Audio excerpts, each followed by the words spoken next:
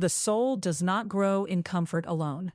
Comfort can rest the body and soften the heart, but it rarely teaches mastery. Growth begins when the soul meets pressure and thus find a way to remain whole.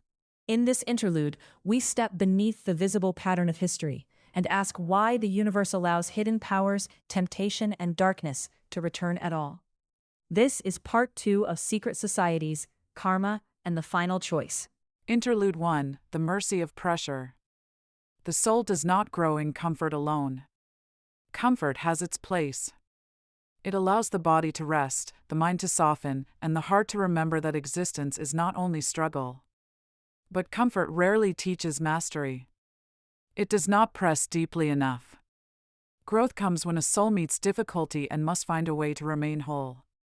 This is the hidden mercy of the incarnate condition. To live in a body is to be limited. Hunger limits. Fear limits. Pain limits.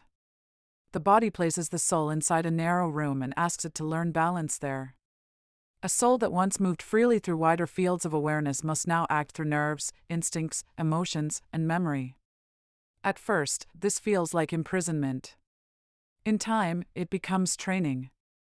Every difficult condition forces the soul to build some new layer of control. A person born into fear learns courage, or at least caution. A person born into anger learns restraint, or is slowly broken by the lack of it. A person born into longing learns patience. A person born into power learns whether power will serve the self or something higher. None of this is simple. The soul does not always respond beautifully. Often it builds crude defenses first. It hides. It hardens. It lies to itself. It reaches for whatever will stop the pain. But even these imperfect responses are part of the lesson. A coping mechanism is not wisdom, but it is the beginning of structure. It is the soul saying, I must find a way to live with this. When karma places a soul in a difficult life, the purpose is not cruelty. The difficulty is a mirror, shaped by old imbalance. Something unresolved has returned, not to punish the soul, but to give it another chance to develop control where control was once absent. This is how the flip-flop of karma teaches. A soul that once misused strength may return in weakness and learn humility. A soul that once manipulated others may return surrounded by deception and learn discernment. A soul that once delighted in domination may return beneath domination and discover compassion from the other side. The universe does not waste experience. But mankind has lived most of its history without understanding this. We have felt the pressure without knowing its purpose.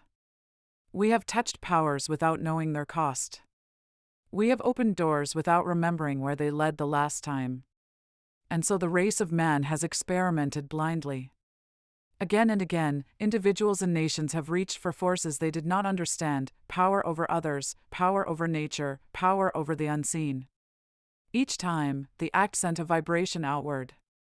Each time, that vibration eventually returned. Sometimes it returned as suffering. Sometimes as temptation.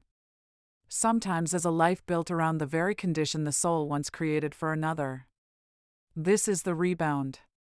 A dark power may seem to offer escape in one life, only to become the prison of the next. What looked like control becomes bondage. What looked like victory becomes debt. The soul learns, but slowly, and often through pain. After enough lives, a soul begins to remember without remembering. It may not recall the old ritual, the old throne, the old weapon, or the old bargain. It may not know the names or places involved. But when the same temptation appears again, something inside recoils. No. Not this. I know where this road goes. This is one of the strange signs of spiritual progress. A soul may avoid a darkness not because it is innocent, but because it has already been burned by that darkness. The refusal itself may be hard-earned wisdom. Yet this creates a problem. If enough souls learn to avoid the old powers, the karma attached to those powers can remain buried. The temptation is never faced directly. The wound is never opened. The soul stays safe, but the unresolved charge remains hidden beneath the surface of the world. Humanity becomes cautious around the very doors it most needs to understand. The universe knew this would happen. It knew that once mankind had suffered enough from its own experiments, many souls would turn away from the darker currents altogether. They would choose ordinary lives. They would seek family, labor, comfort, and peace. This was good. It gave the soul rest. But rest is not completion. Buried karma still waits. A force once misused must eventually be seen clearly. A temptation once obeyed must eventually be refused consciously, not merely avoided by instinct. A power once wrapped in secrecy must eventually be brought into the light. So the universe prepared an out. It allowed certain doors to remain open at the edges of civilization.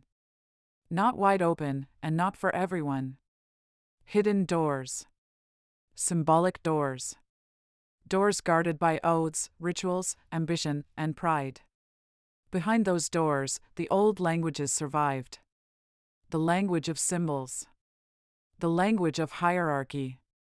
The language of hidden power. Most people would never enter those rooms. They would live their lives in the open world, gathering ordinary lessons. But some souls would be drawn towards secrecy. Some would feel the old hunger for influence. Some would believe themselves wise enough to handle what others could not. And through them, the buried currents would begin to stir again. This was dangerous. It had to be dangerous. Karma cannot be cleansed by pretending it no longer exists. It must rise into choice. It must appear again in a form the soul can meet. Only then can the soul do something different. Secret societies became one of the places where this could happen. Not because every hidden order was evil. Not because every initiate understood the role being played. Many sought brotherhood, philosophy, or discipline. Some sincerely believed they were preserving wisdom for the good of mankind.